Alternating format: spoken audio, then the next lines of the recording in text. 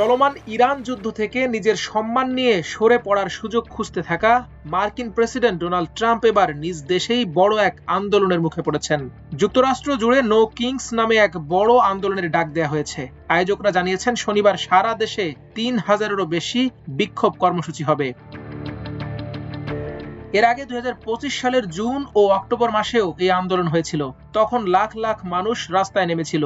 আয়োজকদের দাবি, জুনে প্রায় ৫০ লাখ মানুষ এবং অক্টোবরে প্রায় ৭০ লাখ মানুষ অংশ নেয়। তবে এবারের বিক্ষোভে অনেক বিষয় নিয়ে প্রতিবাদ হবে। এর মধ্যে আছে ট্রাম্পের অভিবাসন বিরোধী নীতি এবং ইরানের সঙ্গে যুদ্ধ।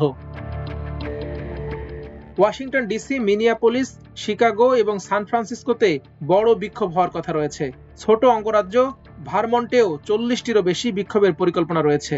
রাজ্যটিতে মাত্র ৬,৪৬,০০০ মানুষ বসবাস করে। তারপরেও সেখানে এত কর্মসূচি নেওয়া হয়েছে। আয়োজকরা বলছেন এটি আমেরিকার ইতিহাসে সবচেয়ে বড় বিক্ষোভের দিনগুলোর একটি হতে পারে। মূলত দ্বিতীয় দফায় ক্ষমতায় এসে যুদ্ধ বন্ধের আশ্বাস দিলেও শুরু থেকেই আরো বেশি যুদ্ধ বাঁধিয়ে যাচ্ছেন ট্রাম্প। অধিকাংশ মার্কিন নাগরিকরা ট্রাম্পের এই যুদ্ধের বিরুদ্ধে, বিশেষ করে ইরানের বিরুদ্ধে ট্রাম্প প্রশাসনের শুরু করা যুদ্ধের সরাসরি বিরোধিতা করছেন অধিকাংশ মার্কিন নাগরিক। রয়টার্স ইপসোসের সর্বশেষ জরিপ অনুযায়ী অন্তত ৬১% যুক্তরাষ্ট্রের নাগরিক ইরানের ওপর এই সামরিক হামলার বিপক্ষে মত দিয়েছেন। জনমতের এই তীব্র বিরোধিতার প্রভাবে মার্কিন প্রেসিডেন্ট ডোনাল্ড ট্রাম্পের জনপ্রিয়তাও নজিরবিহীনভাবে কমে এখন সর্বনিম্ন ৩৬% নেমে এসেছে। নির্বোধ যুদ্ধ এড়ানোর প্রতিশ্রুতি দিয়ে ক্ষমতায় এলেও ইরানের বিরুদ্ধে সামরিক অভিযান ট্রাম্পের ইমেজে বড় ধাক্কা দিয়েছে। জরিপের তথ্য মতে মাত্র ২৬% মার্কিনী মনে করেন এই যুদ্ধ দেশটিকে নিরাপদ করবে। বিপরীতে ৪৬% উত্তরদাতা মনে করেন এই সংঘাত দীর্ঘমেয়াদে আমেরিকাকে আরো অনিরাপদ করে তুলবে। যুদ্ধের কারণে বিশ্ব বাজারে জ্বালানি তেলের অস্বাভাবিক মূল্য বৃদ্ধি সাধারণ মানুষের মধ্যে চরম অসন্তোষ সৃষ্টি করেছে।